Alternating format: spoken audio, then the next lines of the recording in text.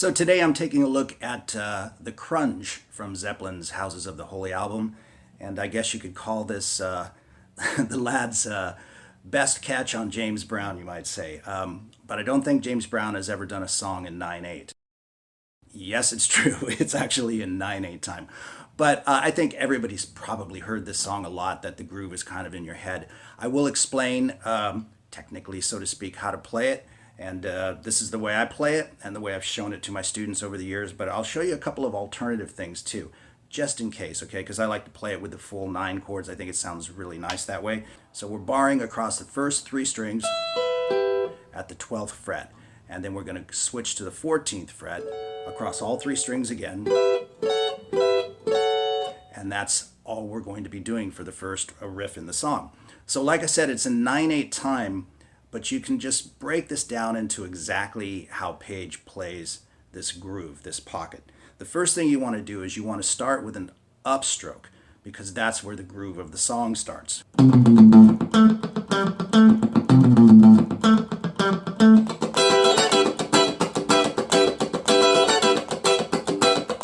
And they just lock into that pocket right there. So you want to start with an upstroke, as I was saying, and you'll use straight alternate strokes from there on out for this riff. And you're going to have a couple of mutes, okay? 2 strokes of just muting, and I do it by just resting my left hand across the strings.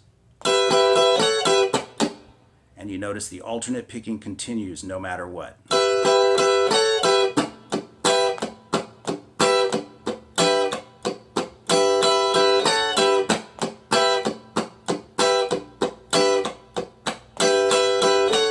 Now there's an interesting thing about this. You do the mutes, and there's 2 mutes the first time, then you hit the chord again, 3 mutes.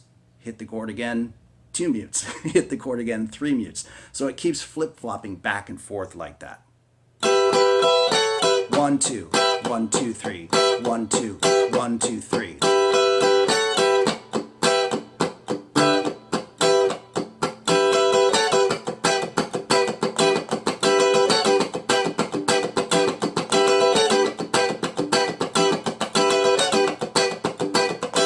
A really cool little groove to get going, okay? So then we move to the second section of the song, which is the second section of the song. So here we go.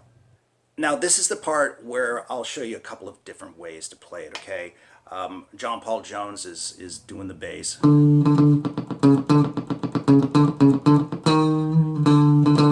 And so I like to play the full 9th chords to capture that bass note, but you can also just play the next part like this. And what I'm doing there is I've got my first finger on the 4th fret on the D string, and then I like to use my 3rd finger to bar the first 3 strings at the 5th fret.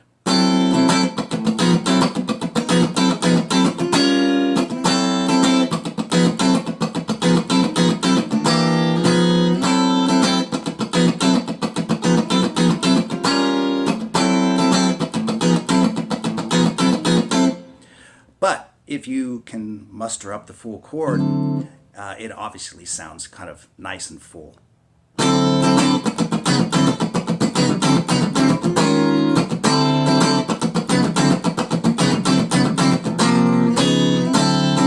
I think it sounds really nice and full like that. So that is a full-on 9th chord. These are all 9th chords. So I've got my 2nd finger on the 5th fret on the A string. 1st finger is on the 4th fret on the D string. And then I've got my ring finger on the 5th fret on the G string. And then I use my pinky to bar across the first 2 strings at the 5th fret. And so the idea behind this, again, is it's just like the first riff. The ticket to playing it is this. Just keeping that alternate kind of funky flow going in your right hand. So the best way to explain this is to just break it down. So it's down, up, down, down, up, down. And you're getting those mutes by releasing the pressure on the strings, just enough to mute the strings. So we've got, so we move the chord down a half step and move it back up to the 5th fret. And if you'll notice, both of those chords are upstrokes. That's keeping it in the pocket, and that's really important to making a nice groove. So now we've got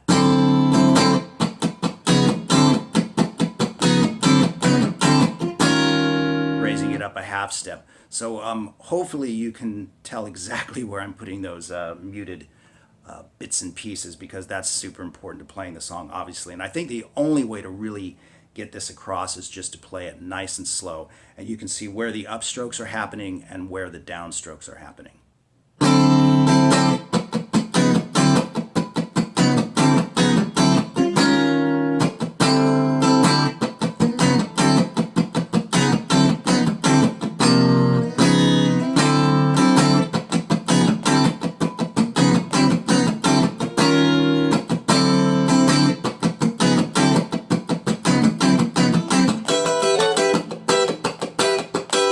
So the jump off point in this riff is at the tail end of it.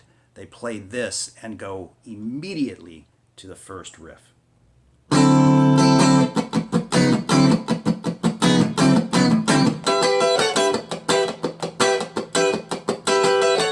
You don't even have a split second to breathe on that. They just jump right off it and right back to the first riff.